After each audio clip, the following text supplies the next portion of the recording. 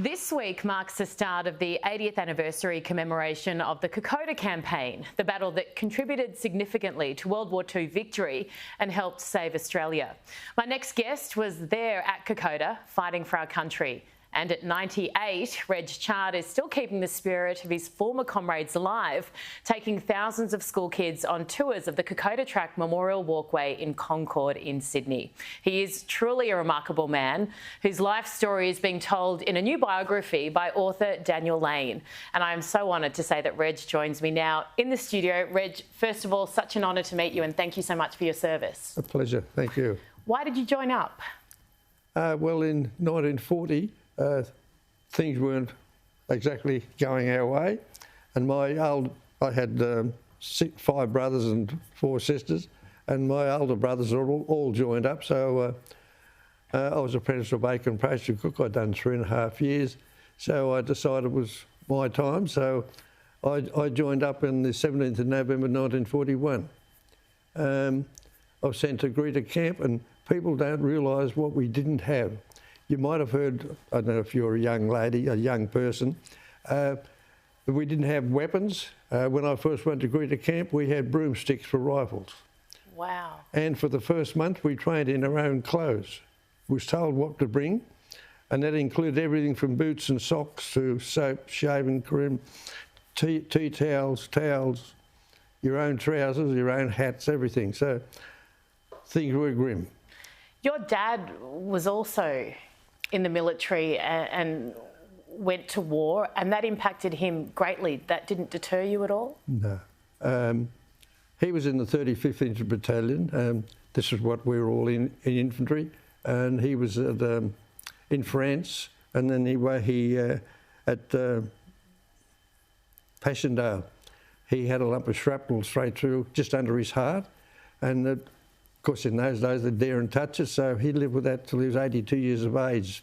And unfortunately, when he came home, he took to drink, like a lot of men did. Yeah. Other men found other ways to drown their sorrows, as the saying is. So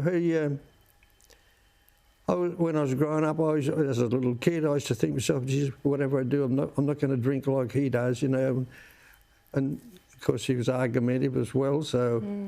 That changed a lot of our thinking, and of all my brothers and sisters, none of us ever drank and none of us ever smoked. Wow. Because we saw what it did to my mother. Yeah. I mean, it's not perfect now, but there's a lot more awareness about the mental side of things and the impact that a lot of our men and women in the Defence Force That's what they tell you. They got a lot more to do, you think? Yeah. Well, nobody's ever asked me what am I like, and like, over the Kokoda Trail, when I first went over and I lost my wife 11.5 years ago, there was 22 of us, and now I'm the only one left. And nobody asked those 21 men, were they all right? Did they need any help? Are you all right, Reg? Till of night time. Yeah. And it's like everything. People say, oh, why for night time? I say, well, when you get sick, normal sickness, during the day you're not too bad, but as soon as the night comes, you seem to be 10 times worse, which is true. But yeah, anyway, I've managed all these years, so a few more won't last, so who knows? Yeah, it's hard, isn't it? It is terribly hard, but yeah. And people don't realise just what, and I will stick up for nursing sisters, they don't get enough. For what they did, look, they were unbelievable, those nursing sisters. I mean, a lot of Vivian Bullwinkle, one of them. Well, incredible woman. Yeah, marvellous lady. Even had the hide to go back to Japan after the war and pick out the blacks who did things to her. Pretty incredible. Now, you were at the Battle of Sanananda, that was in 1942. A lot of Australians lost their lives. Who stood either side of you during that time? I can tell you 2 of their names. One was his name was Dick Case, he lived in Ingleburn in Sydney. His parents had a poultry farm. He was the same age as myself. Alan Davidson from Dulwich Hill, he was the same age as myself. And up in the mountains, when you've been up there for nearly 6 months, everything's soaking wet. You have no pictures left of anybody, and anything that you had to throw away, like watches, everything was waterlogged. If you had boots, good luck to you. If you didn't, bad luck. You just walked in them as they were. And we all knew everything about everybody. because that's all you had to talk about was home. That's what kept you alive. It didn't matter whether he was 18 or 80, and we did have some men pretty old, in their 70s, believe me, and they were the same as what we were. And so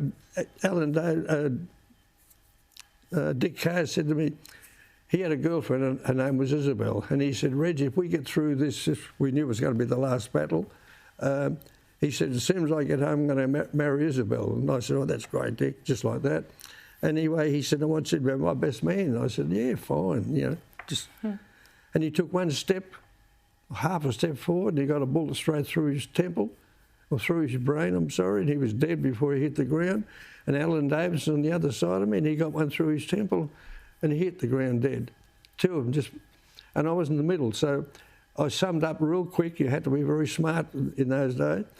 I must have been standing behind, there must have been two stripers on either side, and I must have been in front of a tree. The tree must have been in front of me, they couldn't see me. So I stood there for, seemed like eternity, it was only a matter of seconds, and then I just dropped down, went for my life. We were tough. Absolutely. Because we went through the Depression. Yeah. And like my family, I had one pair of shoes and used to only wear them on Sunday mornings to church, that's all. Everybody, same as young ladies.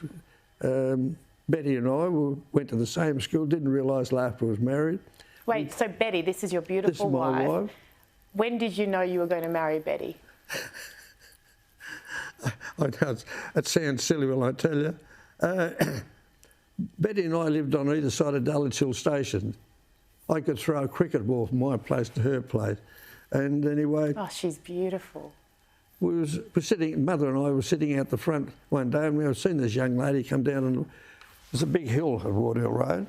And anyway, I seen this young lady, yeah, that young lady was there, come down the bike. And anyway, the next day I thought to myself, well, she's a nice looking young lady. And believe me, I was shy in those days. Shy, you have no idea. And anyway, next day I made sure I was there. Anyway, a few days later, my mother was out the front with me again. And when she came down, I said to my mother, I'm going to marry that girl. And mother said, Reg, you're an idiot, get inside.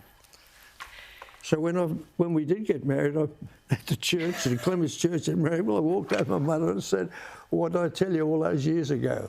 You're a man of your word, Reg. I was married for 66 years. Now, Reg, the Queen Mother came to your house? Yeah. Why? Well, during the war, the Queen Mother and her husband, King George, the British government wanted them to go to Canada for safety reasons, and they refused to leave. So after the war was over, she decided she wanted to come to Australia and meet a serviceman to see how they fared after the war, the same as she did the same thing in England. Yeah. So they went through 1,500 houses, the state government, and then they cut it down to X amount. In the end, they came in and told us that she was going to visit our place. You weren't allowed to tell anybody, etc., etc. And nobody allowed in the house. So on the 22nd of February 1958, that's when she came.